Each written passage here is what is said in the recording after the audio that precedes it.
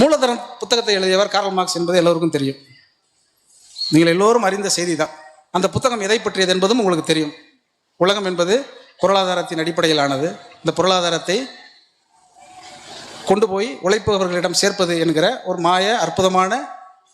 அற்புதமான ஒரு தத்துவம் கொண்ட அந்த நூல் யாருக்கு சமர்ப்பிக்க வேண்டும்னு யோசிப்பாருங்க. மூலதனம் என்கிற நூலை மார்க்ஸ் எழுதுகிறார். அது முழுக்க உழைப்பாளர்கள், உலக தொழிலாளர்களே ஒன்று சேருங்கள்ங்கிற அறைகோளோடு வந்திருக்கணும்.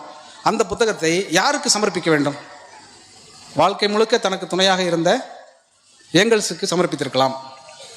அல்லது அவ்வளவு கஷ்டத்திலையும் நீ எப்படியாவது படித்து இந்த சிந்தனைகளை எல்லாம் மக்களுக்கு கொடுத்து விடு என்று சொன்ன ஜென்னிக்கு இருந்திருக்கலாம். அவ்வளவு வறுமையிலும் அவரை தொந்தரவு செய்யாது இருந்தால் அந்த குழந்தைகளுக்கு சமர்ப்பித்திருக்கலாம். அல்லது அந்த உயிரை கொடுத்த தாய்க்கு சமர்ப்பித்திருக்கலாம். அல்லது இன்னும் வேறு வேறு சிந்தனைகளில் யாருக்கு வேண்டுமானாலும் சமர்ப்பித்திருக்கலாம். ஆனால் அந்த புத்தகத்தை மார்க்ஸ் தன்னுடைய தந்தைக்கு சமர்ப்பித்திருக்கிறார்.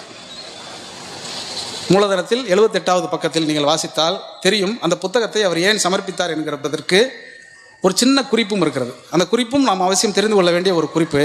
அந்த குறிப்பில் அவர் என்ன சொல்கிறார் என்றால், எனக்கு ஒரு 18 வயதாகும் பொழுது என்னுடைய 2 கண்களும் பழுதாகிவிட்டது.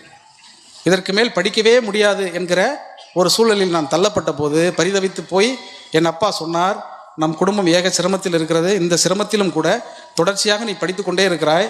ஆனால் அதனால் உன்னுடைய கண் பழுதுபட்டு போய்விட்டது. ஆனாலும் நீ படிக்க வேண்டும், இன்னும் நிறைய படித்து எழுத வேண்டும், பகிர வேண்டும். ஆனால் எப்படியாவது சிரமப்பட்டு உன்னுடைய கண் 2ஐயும் சரி செய்து தருகிறேன். ஆனால் நீ கொஞ்ச நாளைக்கு படிக்க முடியாமல் போயிடணும். சிகிச்சை செய்ததுக்கு பிறகு கண் படிக்க முடியாது இல்லையா? படிக்க முடியாமல் போயிடும். அதற்கு நீ ஒப்புக்கொள்கிறாயான்னு கேட்குறாரு. நான் ஒப்புக்கொள்ள மாட்டேன்னு சொல்கிறார். மார்க்ஸ் என்ன சொல்கிறாரு?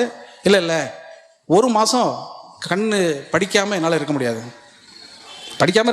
கண் சிகிச்சை செய்தால் 1 மாதம் படிக்காமல் இருக்க முடியாது என்னால். அதனால் கண் சிகிச்சை வேணாம். அப்போ அவர் சொல்கிறாரு, இந்த சிகிச்சை செய்யலைன்னா தொடர்ச்சியாக கண் தெரியாமல் போயிடுமே, அதனால் நீ ஒத்துக்கோ அப்படின்னு சொன்ன உடனே, இல்லை நான் படிக்காமல் என்னால் இருக்க முடியாதுன்னு மார்க்ஸ் சொல்கிறார்.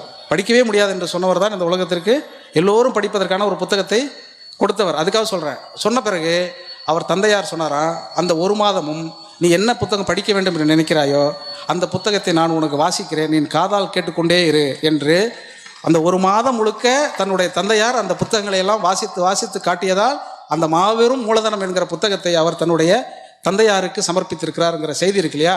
இது சாதாரண செய்தி கிடையாது. படிப்பினால் என்ன நடக்கும் அப்படிங்கிறதுக்காக நாம் தெரிந்து கொள்ள வேண்டிய ஒரு செய்தி.